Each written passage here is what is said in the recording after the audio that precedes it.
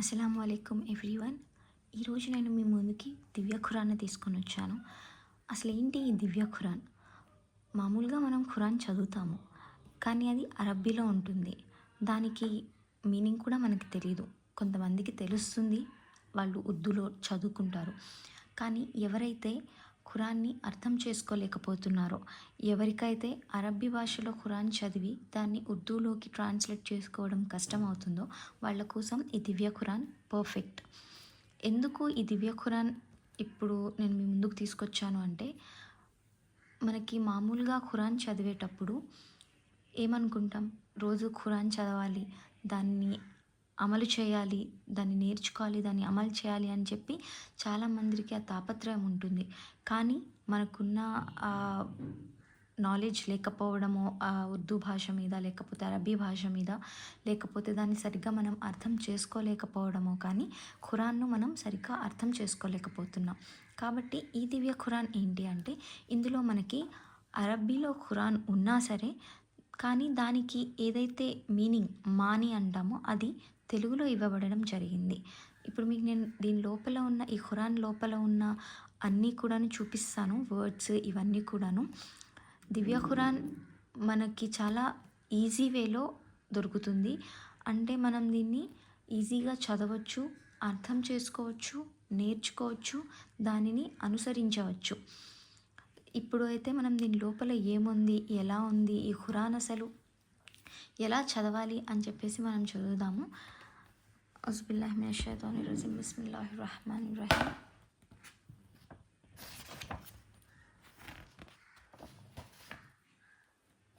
Meaning of holy Quran Telugu.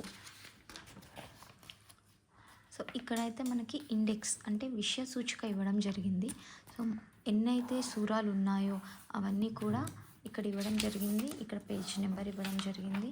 మనకి మొత్తం 114 సూరాలు ఉన్నాయి. అందులో 848 పేజీల్లో ఇవ్వడం జరిగింది. వాస్తవంగా చెప్పాలంటే మనకి అరబ్బీ ఖురాన్ చదివేటప్పుడు శరీరం పులకరిస్తుంది, కళ్ళలోంచి నీళ్లు తిరుగుతూ ఉంటాయి, అలాగే ఆత్మకు తన్మయత్వం కలుగుతూ ఉంటుంది.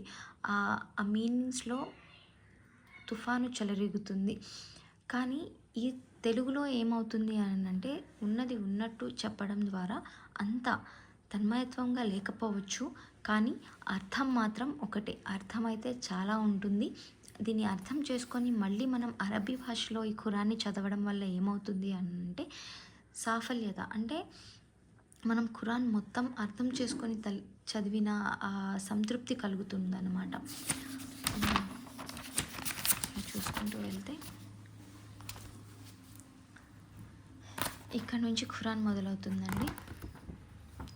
మొదటిగా మనకి సూరా ఫాతిహా ఇచ్చారు. ఇది ఎలా చదవాలి ఏంటి అని అంటే, మనకి అన్నిట్లోనూ అన్ని సూరాల్లోనూ అరబ్బీ ఉంటుంది, తెలుగు ఉంటుంది.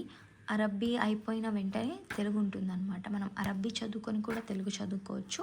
లేదు మాకు అరబ్బీ రాదు అనుకునే వాళ్ళు, నేర్చుకుంటున్న వాళ్ళు తెలుగులో చదివి అర్థాన్ని అర్థం చేసుకొని దాన్ని అమలుపరుచుకోవచ్చు. ఇక్కడైతే చూడండి, ఫస్ట్ సూరా ఫాతిహా ఇచ్చారు అండ్ దానికి 7 ఆయతులు. ఇక్కడ ఆయత్ నెంబర్ ఏ సూరాలో ఎన్ని ఆయతులు ఉన్నాయన్నది మనకి ఎడమవైపు ఇవ్వడం జరుగుతుంది. ఎక్కడ అవతరించబడింది, మక్కాలోనా మదీనాలోనా? సో సూరా ఫాతిహా అనేది మక్కాలో అవతరించబడిన సూరా. ఇది మక్కీ సూరా కాబట్టి ఇక్కడ మక్కా అని ఇవ్వడం జరిగింది. ఇందులో 1 to 7 ఆయతులు, ఈ ఆయతులు ఇక్కడ ఇవ్వడం జరిగింది. అండ్ దీనికి మీనింగ్ కూడా ఇక్కడ ఇచ్చారండి. చూడండి, ఇక్కడ ఏవైతే చిన్న చిన్నగా 1, 2, 3, 4 ఇలా కనిపిస్తున్నాయో వీటికి ఇన్ డీటెయిల్ మీనింగ్ అన్నమాట. ఎగ్జాంపుల్ చెప్తాను. అల్లాహ్ మాత్రమే స్తుతింపదగినవాడు అని ఇక్కడ ఇచ్చారు కదా, దీనికి అసలు మీనింగ్, అసలు ఎందుకు ఇలా ఇవ్వడం జరిగింది అంటే, అల్లాహ్ ఈ ఫాతిహా సూరాను తన దాసులకు నేర్పాడు. వారు దానిని ఒక విన్నపం రూపంలో తమ ప్రభువు సాన్నిధ్యంలో సమర్పించుకునేందుకు. ఇలా అన్నమాట. దీనికి ఎందుకు ఏంటి అని చెప్పేసి ఇక్కడ మీనింగ్ ఉంటుందన్నమాట. ఇలాగే అన్ని సూరాలకి కూడాను ఈ దివ్య ఖురాన్లో మనకి అరబ్బీ మరియు తెలుగు ఇవ్వడం జరిగింది. దాని మీనింగ్ కూడా ఇన్ డీటెయిల్గా ఇవ్వడం జరిగిందండి. ఇలా ఉంటుంది. అండ్ పైన మీరు చూస్తున్నట్లయితే ఇది సూరా పేరు అల్ బఖరా. అండ్ ఇక్కడ పార, ఎన్నో పార అని చెప్పేసి అలిఫ్ లామ్ మీమ్, మొదటి పార, రెండవ సూరా ఇక్కడ అరబ్బీలో ఉంటుంది, ఇక్కడ తెలుగులో ఉంటుందన్నమాట. అండ్ మనం ఏం చేయొచ్చు అంటే మనకి బాగా ఇది నచ్చింది, ఈ ఆయత నచ్చింది, ఈ ఆయత బాగుంది, మనం దీన్ని జర్నలింగ్లో కూడా యూస్ చేసుకోవచ్చు అనుకున్న వాటిని ఇలాగా అండర్లైన్ చేసి దీన్ని ఇంకా మీకు ఏవే బుక్స్ అయితే అవైలబుల్లో ఉన్నాయో ఆ బుక్స్లో లేదా ఏ ఖురాన్ అయితే మీ దగ్గర ఉందో ఆ ఖురాన్లో చదివి దాన్ని రిసోర్స్గా వాడుకొని మనం జర్నలింగ్ కూడా చేసుకోవచ్చు, ఖురాన్ జర్నలింగ్. ఇదండి ఈ ఖురాన్ గురించి. అండ్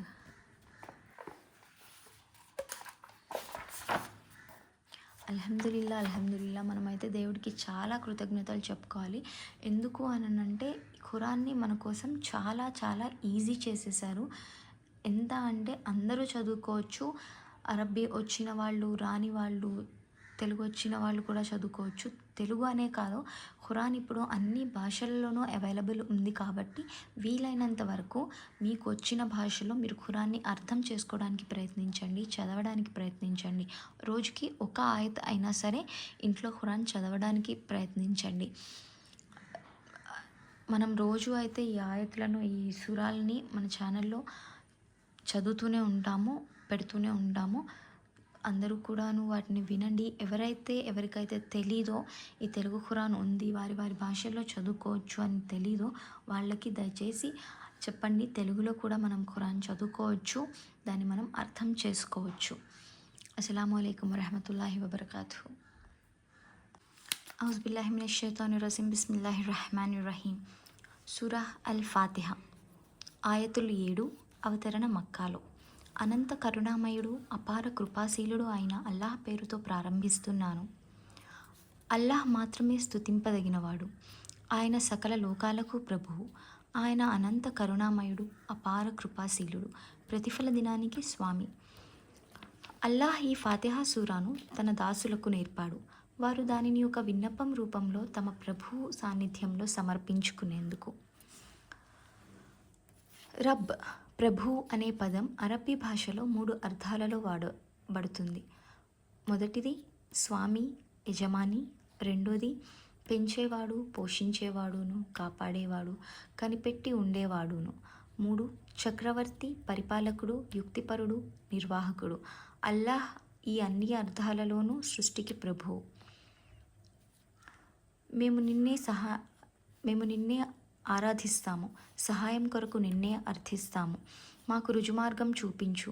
నీవు అనుగ్రహించిన వారు, నీ ఆగ్రహానికి గురి కానివారు, మార్గభ్రష్టులు కానివారు అనుసరించిన మార్గము. ఇబాదత్ అనే పదం కూడా అరబ్బీ భాషలో 3 అర్థాలలో ఉపయోగించబడుతుంది. ఆరాధన, ఉపాసన, విధేయత, ఆజ్ఞాపాలన, దాస్యం, బానిసత్వం. దాసుని ఈ ప్రార్థనకు ఖురాను యావత్తు జవాబు. దాసుడు తన ప్రభువును మార్గదర్శకత్వం కోసం ప్రార్థిస్తాడు. ప్రభువు దానికి సమాధానంగా ఈ ఖురాను అతనికి ప్రసాదిస్తాడు. అస్సలాము అలైకుం వరహమతుల్లాహి వబర్కాతుహు.